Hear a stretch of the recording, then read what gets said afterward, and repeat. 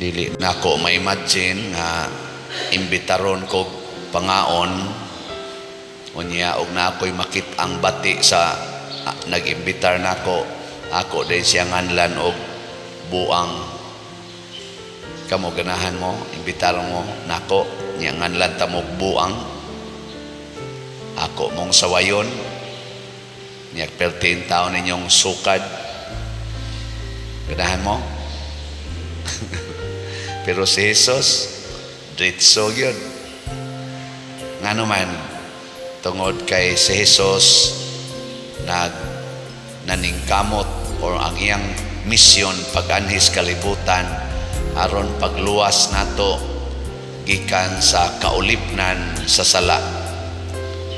Matod pa diri sa atong tubag sa Salmo, ang kalangitan nagasangyaw sa himaya sa Dios.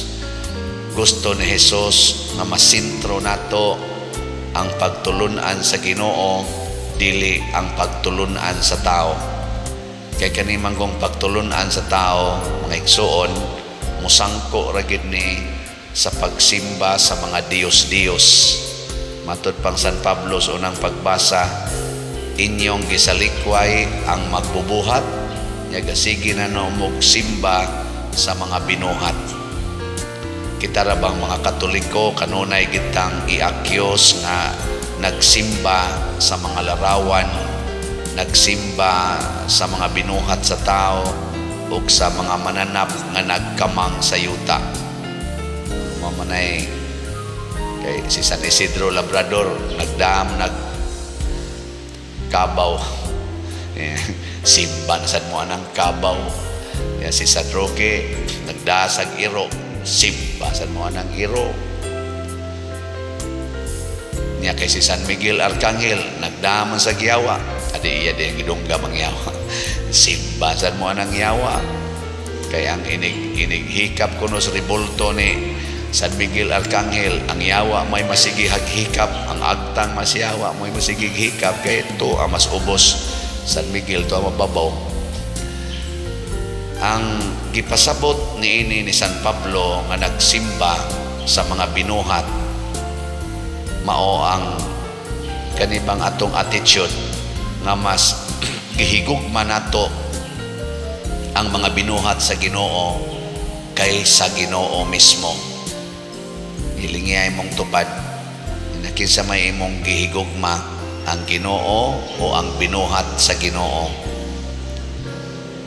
Pangutan na.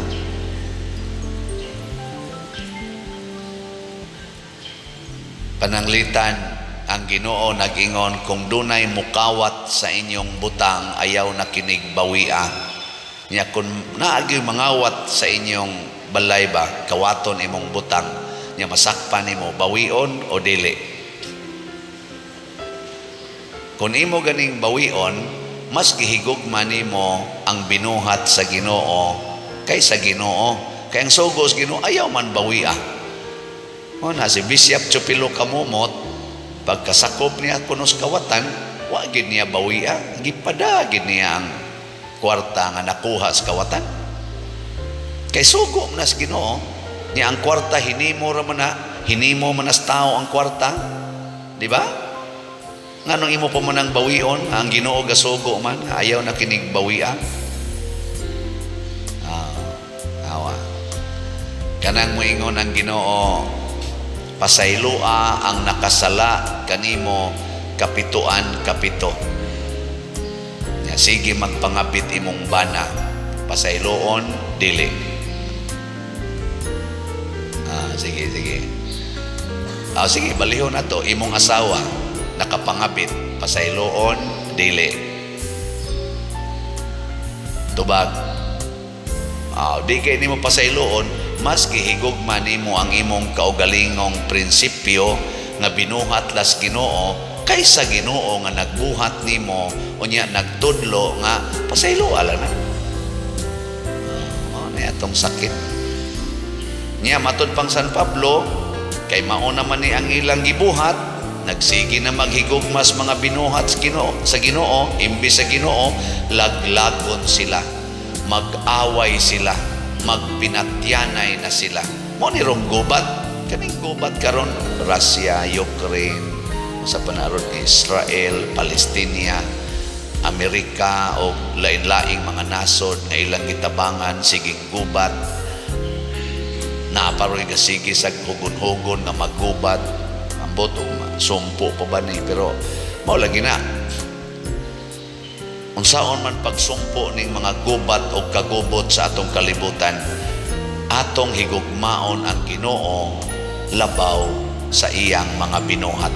Ang tanang butang sa kalibutan o sa langit binuhat sa Ginoo. Way gabuhat ani nga tao. Kining atong gibuhat dinhi nga buhat-buhat ag balay o mga uban pang mga buhat sama nang buhaton sa mga construction firm, sama ng Kurba Construction, no? Nabay taga Kurba Construction din kanang gibuhat nato kanang mga poste sa kurente, mga mga balay atong gipangbuhat, kaning mga daan, mga sa simento, mga kabilya, kining tanan pulos ni nagsugod ang raw materials ani gikan gyud sa binuhat sa Ginoo. Kung wapay gibuhat ang Ginoo, di ta makahimo aning ato karong gitawag og mga developments. Nya kung mao na gani atong simbahon ang mga development sa kalibutan, kanang mga armas, sama na mga missile, atomic bomb ug uban pa, ang raw materials ana gikan man gyud na sa hinimos Ginoo. Kining atong internet, kining atong mga satellites, naggamit ra man na sa hinimos Ginoo, makita o dili makita. The energy roaming around the world, connecting each planet, controlling orbits of planets and universes, mga solar system. Hinimo man as Ginoo tanan. Nya ang atong paggamit ana, kung ato na ganing malimtan ang Ginoo, mao na nay gitawag og idolatry, pagsimba. Pero kitang mga Katoliko, kaluoy Ginoo, kada nato tan-aw sa imahin sa mahal nga Birhen Maria, sa imahin ni San Vicente Ferrer, sa imahin ni San kisa ni atong pistahan ron Ignacio sa Antioquia, nila ni San Agustin, nila ni San Pedro Calungsod, San Lorenzo Ruiz, Mother Teresa ug uban pa, kada nato tan-aw, kada nato butang aning ilang mga images diha sa atong altar, ang atong na-imagine ang relasyon nila ngadto sa Ginoo nga mao'y atong gipangandoy nga sundon. Mao gyud na ang meaning, dili kay magsige na lang taghikap anang larawan. Pero dunay, dili na to ikalimod, dunay mga Katoliko o mga magtotoo nga nasango sa larawan. Mo nang magsigig adto anang maong lugar, kay nindot gyud dito, kay milagrosa kaayo or milagroso kaayo ng maong larawan. Maayo gining larawana, kay original gini, mao gini siya ang milagroso. Akana buangon na kadiha. Matod pa ni San Pablo, nagtuo mo maalamon mo kay nakamugna mo ana mga buang di ay mo pilingay mong tupad ning nawa pa ka mabuang anang imong kwarta. Sige, kana bang magsigi na lang jud kag ihap sa imong kwarta, magsigi na lang jud kag kwintas imong kwarta, magsigi na lang jud kag hunahuna unsaon pagpadaghan ang imong kwarta, wa pa ka mabuang ana. Nasay uban nabuang sa danang sugal, hala sugal gyud, sugal, siging suliyaw anang hinimos Ginoo kanang mga manok, apil pang mga kaka, sabong anang kaka, sabong anang manok, siging suliyaw, uchis, nalimot na lang to ay asawa, to ay anak na way mga kaon in taon, siging ang swildong ginagmay iiksa lang anang naang nang gas labok nga manok nga kaupat ra kaduha ra mag-anaay daog dayon. Sige pagpamalikas, labi nag nakapabor tong iyang gipustahan, pag-ana kapabor, kamang-kamang na lang tong usa, makagunit bitaw, makapuspos, igo sa diri, patay, building. Sige pamalikas, tutututo day siyutan. Ata itong manuka. Ata. Nisikit man sa buang-buang hinoon. Manam tato. Taong na to. Sikit man. Ana. Pupanutho. Panutho. Nabuang na kaana. Buang ka. Napayuban, may kay sa may kay ko ng tungit, so way makapildi, oy, madyo, way makapildi, maro kay ko ana, may kay ko mo compute na mga surtres, kunuhay maalamon ka, nabuang na ka ana. Buang ka. Nayuban na adik sa cellphone, sige nga na, may kay ko anip, tanan nga mga websites din ma-open ako kana mga function sa akong cellphone unsaon pag-craft ang mga naong tao nga inig post na ko dito nindot na kay naong may kay ko na malamot bright kay ko na buang ka wala gani ka kaampo wala gani ka kinumdum nga no maning nisod manidinhi ang picture giunsa ka ni pagsod grabihas Ginoo no dalhaygon ang Ginoo ano na iniktan-aw na ko ng TikTok na hapit wa na isinina na ko dalay ko ng Ginoo. Di ba? Dalay ka ang Ginoo kasi may naghimo nando ta sinimos Ginoo sa no dalay ko ng Ginoo. Ka na imong tupad ko no bilingi Ingna salamat ko sa Ginoo buhi pa ka. Sige Ingna na imong tupad. Hinimo ra biya nas Ginoo. Nakasiguro kang ugma magkita pa mo ana. Way siguro nga nakapasalamat ka sa Ginoo nga buhi pa na. Basig ang imo ra jung gihigugma ang iya ra gyung kwarta tungod kay wa pa siya kabayad siyang utang. Nga iniglingi nimo niya nga buhi pa nasa ning aning malay. Nusa ka ni bayad sa utang. Wa jud ka kapangandoy nga. Wa jud ka kapasalamat. Lord, salamat kayo.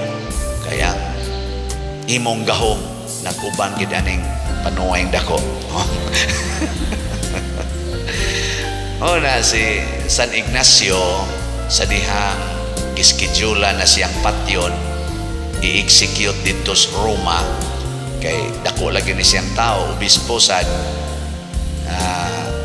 naghimo siyang mga suwat 7 letters ang iyang gihimo sa lain-laing mga simbahan iyang gipasabot kinsa si Kristo unsay atong pagpakigrelasyon ni Kristo gani gi-highlight din ang sentro sa iyang katong mga 7 letters niya mao ni ang iyang gisulti gilansang ako uban kang Kristo didto sa iyang cross busa dili na ako ang nabuhi kundili si Kristo na nga ania kanako nagkinabuhi ako diha sa pagtuo ko sa anak sa Dios nga nahigugma kanako ug nagpakamatay alang kanako.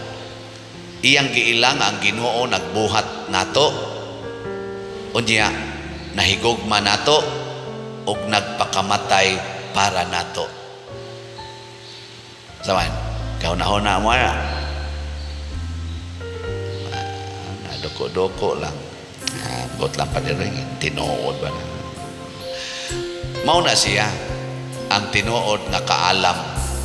Ang tinuod nga kaalam, kana bang di na tamahadlok sa kasakit o sa kamatayon, dinhi nining kinabuhia, kay nasayod ta nga ang atong magbubuhat, nga nagluwas nato, nga nagpakamatay para nato, nabanhaw siya, ug tuwa na ron dito sa langit.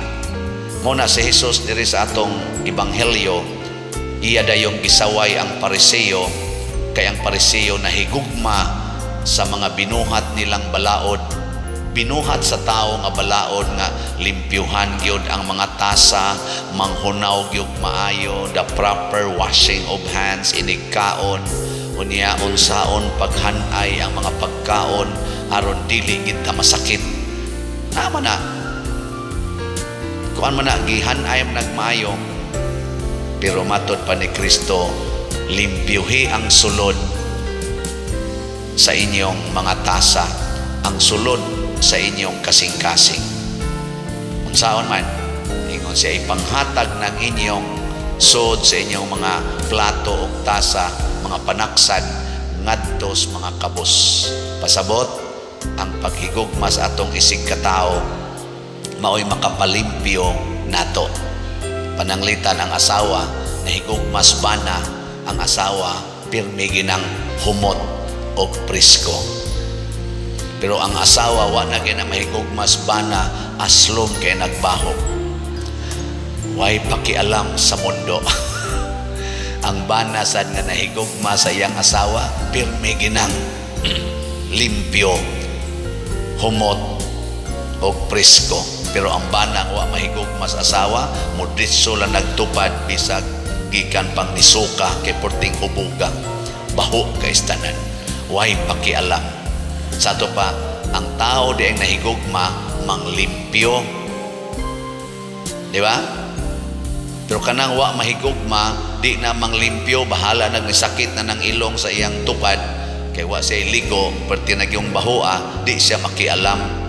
Say labot na ko ninyo, say labot na ko ninyo. Di ba?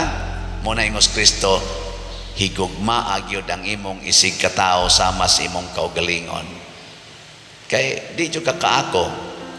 Dinis atong simbahan, na imuso dinhi mo ingon dayon, Father, portig yung limpyuha sa inyong simbahan, sud o gawas sa simbahan, limpyo kayo. Tinuod ba? Ay kugulo-ulohi. Anya, naingon dayon ko, ang nahigugma man mi sa simbahan, nahigugma sad mi sa muanhi sa simbahan sama ninyo. Muna kining ato din yung mga parish personnel, doon na kinitariya nga mga trabaho, area of responsibilities aron mapakita nga nahigugma ta sa simbahan ug nahigugma ta sa atong isig katao nga muanhi sa simbahan. Mao na siya. Natanawa na diha inyong bangko na abanay abog. Naga ni abog, i-report dayon dito. Kay kutob sa mahimo na ningkamot kitang wa giduntay abog ang atong bangko inigdayong misa. Naatay in charge ana. Why abog? Bitang mag-uol ko inigsod na ko sa ubang simbahan nga pwede na kong suwatan sa kungan ang lingkuranan makita. Tangan akong siyano makita. Igarisan ako diri sa Kristi kani mga gamit na to sama na mga amplifiers, kana mga electric fans. Ako dayon ang tanawon. So, pwede nang masuwatan sa kungan. Ila din ang limpyuhan aron mapapas ang akungan. Di ba? Basta nahigugma mang limpyo.